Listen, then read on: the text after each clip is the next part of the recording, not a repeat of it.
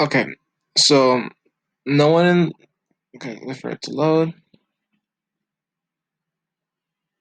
No one in the world gets what they want, and that's beautiful.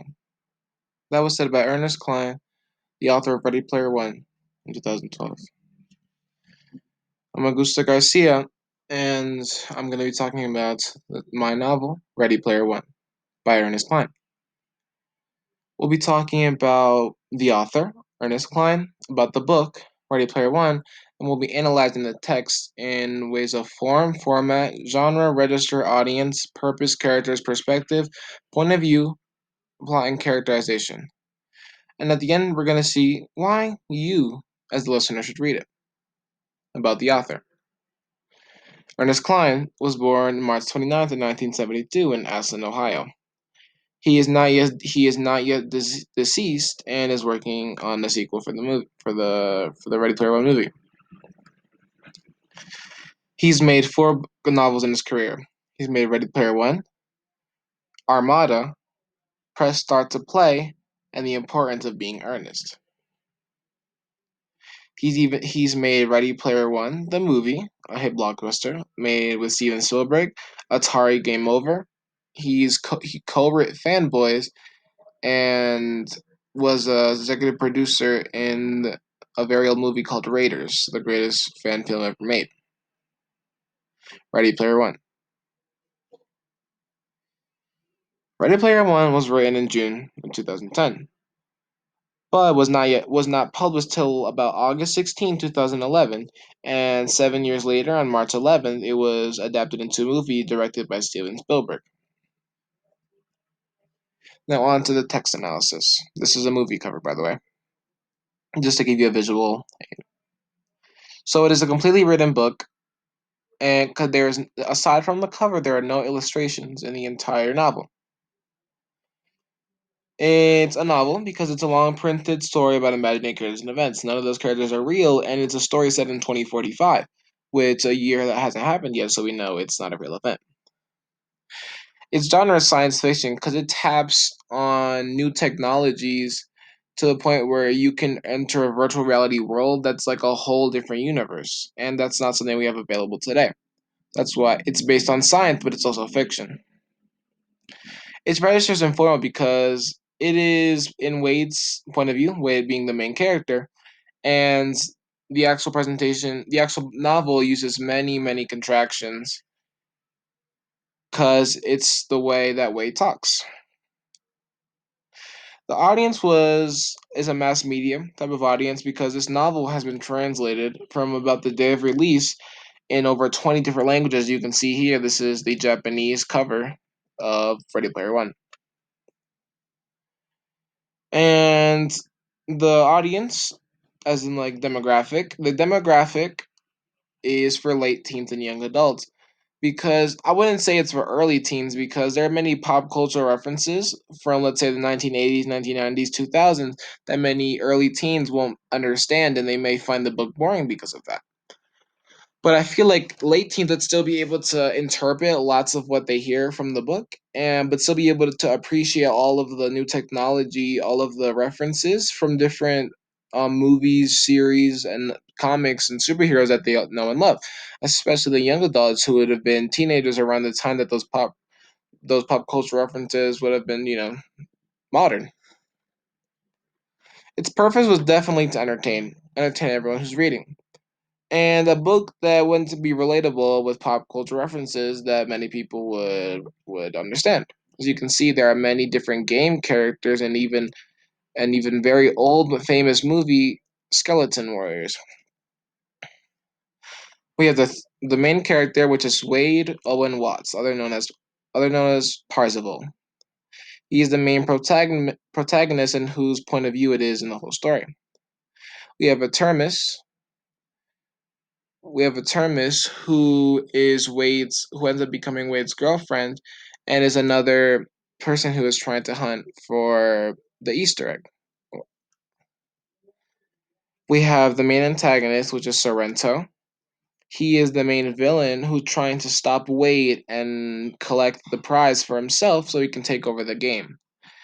And we have Wade's best friend, Aik, who is a very supporting figure in the whole novel, and he's always there to help lend Wade a hand. The whole book is written in first person perspective, in the perspective of Wade Owen Watts, as he is the main protagonist. The narration and events happening are all in his perspective, and you see all of his opinions and thoughts. The only way that the emotions of the other characters are portrayed as if they show it themselves physically or they say how they feel.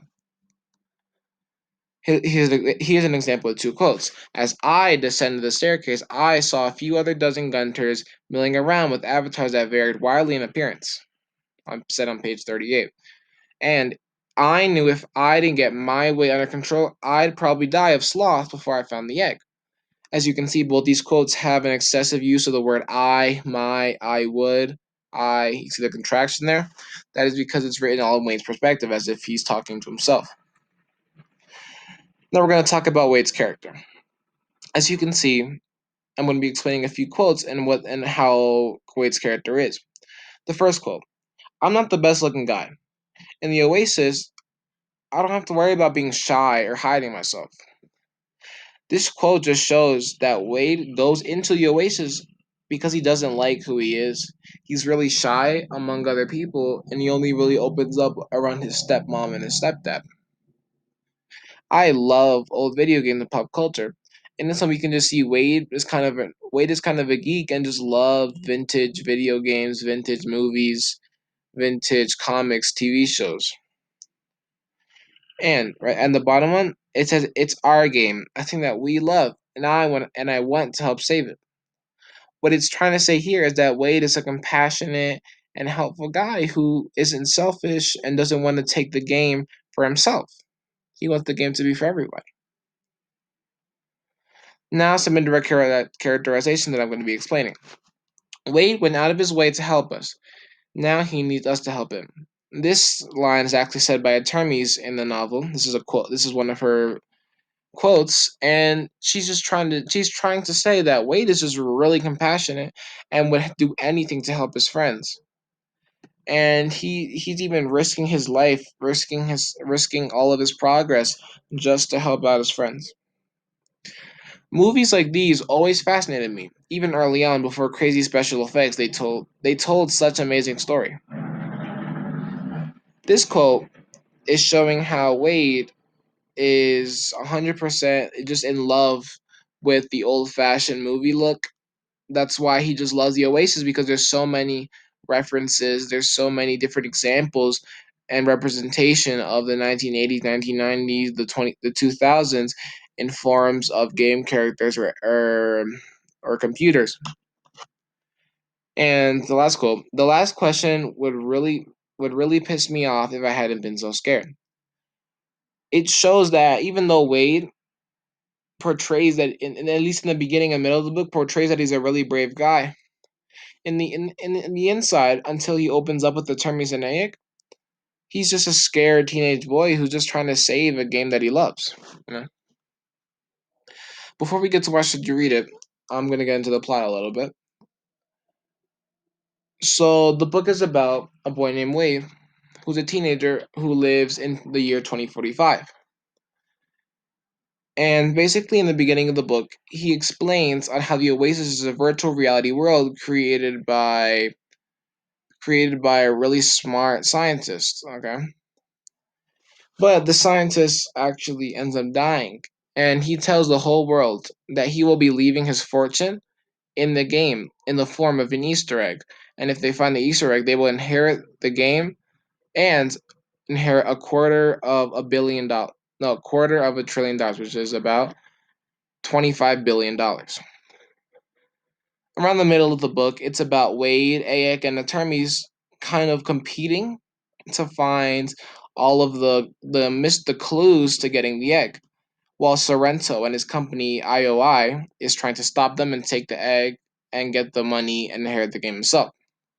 The problem is that IOI and Sinestro will stop at nothing to get what they want. They even killed one of Wade's personal friends because they were close to Wade, and they knew, they thought they knew that he knew stuff that Wade did, but he didn't. So they killed him. And that's the problem, that they will literally stop at nothing, and they even threatened Wade. Ended up blowing up his house and killing his stepmom and stepdad just because they thought he was in there, and Wade wasn't cooperating. The resolution is that at the end of the book, a war broke out in between IOI and the rest of the game. IOI was an extremely powerful company with so many in-game items that they were like a whole army. In the end, they used a bomb that exploded everyone on the planet, and then everyone died except for Wade because he had a special item that was like a second. He was able to reach the last key and open up the gate meeting, and he met the scientist, and the scientist gave him the egg and the contract to the game. In the end, Sorrento was arrested, and Wade became the new owner. He met the game with new prosperity, and lived a peaceful life with all, and made sure all of his friends and family were provided for with all the money he gained. I think it's a really, really nice book, and even if you understand the references, I think it'll be an amazing read. So that's what I'm going to get into, why you should actually read it. The book is honestly really great, even if your pop culture knowledge isn't too extensive. You can immerse yourself in the virtual reality world that they just set around you, that they explain so well that you feel like it's actually in real life. And even if you don't know too much about it, you can learn about old-fashioned American pop culture, and that's I think that's really cool that they made sure if people weren't aware of some references, they explained it. They explained it pretty extensively to the point you would understand, even if you've never heard of it before. I think when you're bored, it's a really relaxing book for you to read, and there's a lot of action, there's a lot of comedy, and it's written so well that you just feel like you're in the story with them. That's why I think it's a really good book to pick up, and I know everyone listening would like it. So that was my presentation on Ready Player One. These are my references for the information that I got if you want to check it out. And yeah, thank you.